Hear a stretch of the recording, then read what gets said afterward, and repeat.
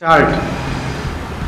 Commissioner साहब को भी आपने आवारा पशुओं को लेकर एक ज्ञापन दिया है, क्या मांगे हैं आपकी? और आवारा पशुओं से लोग परेशान भी बहुत हैं, आज तक उसका सही समाधान नहीं हो पाया, वजह क्या रही? देखिए, हमारे जनपद पीलीभीत तराई क्षेत्र में जो समस्याएं बहुत हैं, कुछ का समाधान भी हुआ। गत वर्षों जैसे प्रणाली समस्या थी, उसके लिए हम लोगों ने उस समय पीलीभीत जिलाधिकारी कमिश्नर से भर लिए थे श्री रणवीर प्रसाद जी, जिन्होंने बहुत प्रयास किया और उनके रिकमेंडेशन से शासन स्तर पर सुनवाई हुई और प्रणाली समस्या का बड़े स्तर पर समाधान हुआ। यदि प्रयास किया जाए और अधिकारी उसको संज्ञान ले, शासन उनकी रिकमेंडेशन पर उनकी द्वारा बताई हुई चीज़ों को कि जनता की जो समस्या है उस पर ध्यान दे, तो शासन के पास बहुत तामझाम है जिसमें समाधान स्थायी हो जाता है। सबसे महत्वपूर्ण समस्या छोटा असहाय पशु की है।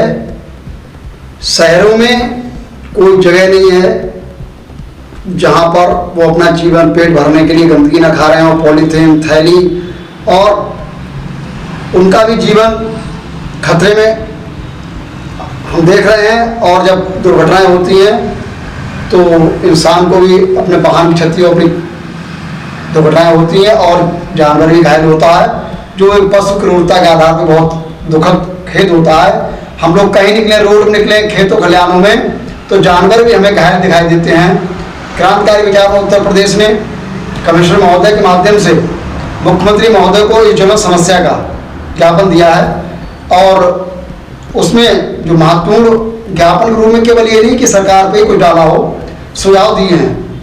पहला सुझाव कि उसमें हमने अपने किसान भाइयों से भी आग्रह किया, और उसमें जरूरी हो सरकार उस पर अनिवार्यता भी कर सकती है कि किसान भाई हर स्थिति में एक पशुओं का, जानवर चाहे गाय, बैल, भैंस, भैंसिया, जैसा उनकी आवश्यकता है वो कम से कम एक जोड़ी अवश्य पालें। ये एक सेवा भी है और उससे हमें अपनी खेती का भी लाभ मिलता है, जो क्योंकि जानवर की समस्या वहीं से है और किसान भाइयों की हम सब की समस्या वहीं से है। अच्छा, ये टीन शेड बनवाए गए हैं, गाँव टीन शेड बनवाए गए हैं, इनसे कोई फर्क पड़ता क्यों नहीं दिखाई दे रहा है, जबकि गाय भी उसमें जाती हैं? इसकी क्या वजह है? उसकी वजह ये है कि जब तक सेवा भाव नहीं होगा, समर्पण भाव नहीं होगा, तब तक जानवर, पौधों, इनकी देखरेख, इनकी समस्या का समाधान नहीं हो सकता।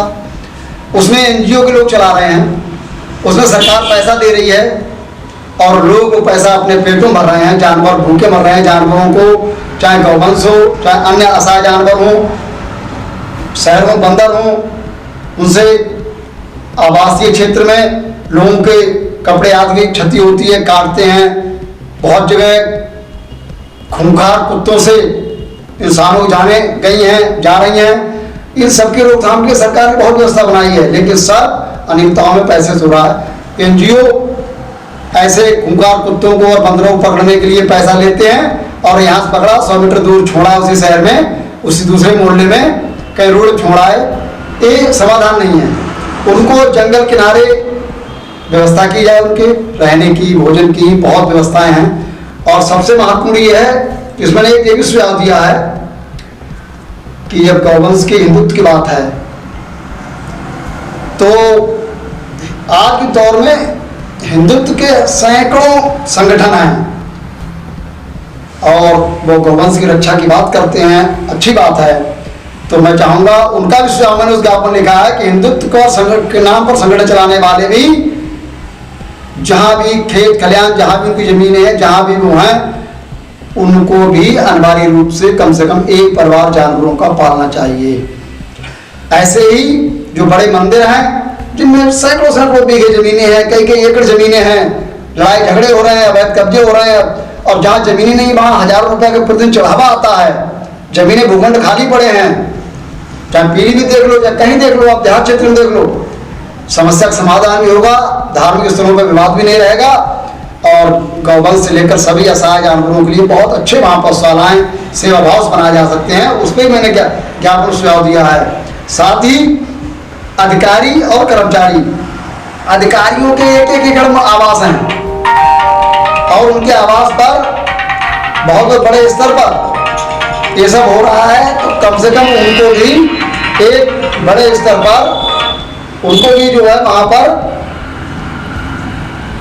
एक तो जानवर गाय भैंस दूध के लिए जैसे भी उनको भी इसमें हमारी किया जाए। कर्मचारियों के पास भी अपनी बहुत व्यवस्थाएं हैं, ऐसा कोई कर्मचारी भाई नहीं है जिनकी गांव नहीं है, जिनके घर नहीं है, उनमें भी ये मैं तो चाहूँगा कि नौकरियों में इसमें हमारी किया जाए, सरकारी नौकरियों में, और एनजीओ के रजिस्ट्रेशन उसमें किया जाए। जितने संगठन, सामाजिक संगठन, स्वयं संस्थाएं के रजिस्ट्रेशन हो रहे हैं उनमें भी हमारी किया जाए।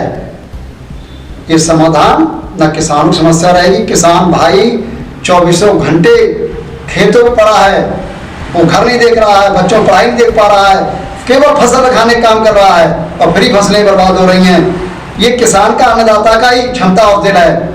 सरकारें प्रयास कर रही हैं, लेकिन मुझे लग रहा है प्रयास में कहीं के मशीनरी या कहीं कहीं संबंध प्रभाव की भावना कम है, जिसमें और आज के दौर में जहां उत्तर प्रदेश मुख्यमंत्री स्वयं गौवंश के रक्षार्थ यहाँ तक पहुँचे हैं, तो मैं समझता हूँ कि आप तो कम से कम पशु क्रूरता नहीं होनी चाहिए।